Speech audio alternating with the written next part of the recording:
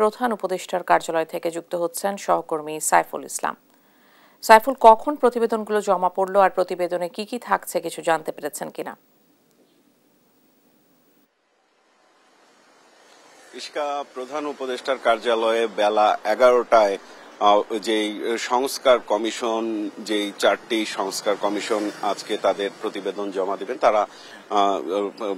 এই প্রধান উপদেষ্টার কার্যালয়ে প্রবেশ করেছেন এবং ইতিমধ্যেই কিন্তু এই 4টি সংস্কার কমিশনের প্রতিবেদন জমাও দেয়া হয়েছে বলে আমরা জানতে পেরেছি। এবং আজকে যেই 4টি সংস্কার কমিশন তাদের প্রতিবেদন জমা দেবেন তারা হচ্ছেন সংবিধান সংস্কার কমিশন, দুর্নীতি দমন কমিশন, পুলিশ সংস্কার কমিশন এবং নির্বাচন ব্যবস্থা সংস্কার কমিশন। এবং আমরা যতটুকু জানতে পেরেছি যে এই সংস্কার কমিশনগুলোর আজকে যেই প্রতিবেদন জমা দেবেন সেই প্রতিবেদনের ওপর এই প্রতিবেদন জমা দেওয়ার পর প্রতিবেদনের উপরে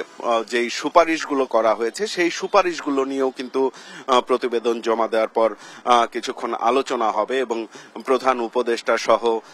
যারা উপদেষ্টা মণ্ডলী রয়েছেন এবং সংস্কার কমিশনের যারা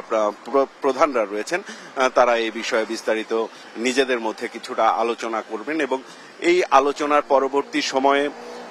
রাজনৈতিক দলগুলোর সাথে এই মাসের মধ্যেই আলোচনার ভিত্তিতে ঐক্যমত গড়ার চেষ্টা করা হবে এবং ঐক্যমতের ভিত্তিতে পরবর্তী ব্যবস্থা গ্রহণ করা হবে এবং সেই রাজনৈতিক দলগুলোর সাথে আলোচনা করেই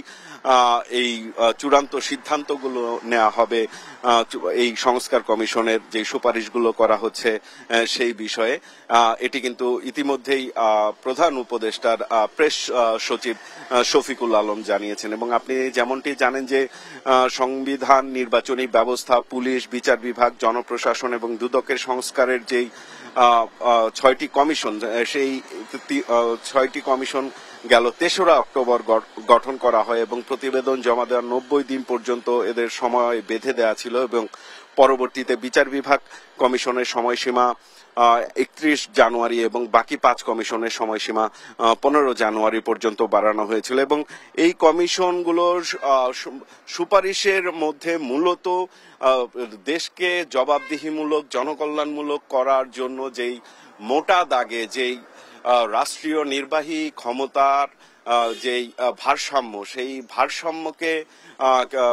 প্রতিষ্ঠা করার চেষ্টা করা হয়েছে। এছাড়া সাংবিধানিক যেই প্রতিষ্ঠানগুলো, সেই প্রতিষ্ঠানগুলো যেন স্বাধীনভাবে কাজ করতে পারে সেই বিষয়গুলো নিশ্চিত করার লক্ষ্যে যেই সুপারিশগুলো প্রয়োজন সেই সুপারিশ করা হয়েছে এমনটি কিন্তু আমরা জানতে পেরেছি। এবং নির্বাচন ব্যবস্থা নিয়ে নতুন যেই বিষয়টি বলা হচ্ছে যে শুধুমাত্র নির্বাহী ক্ষমতার যেই একচ্ছত্র আধিপত্য সেটি ছাড়াও সাংবিধানিক কাঠামোর মধ্যে এই ব্যবস্থাকে নিয়ে আসার একটা চেষ্টা করা হয়েছে।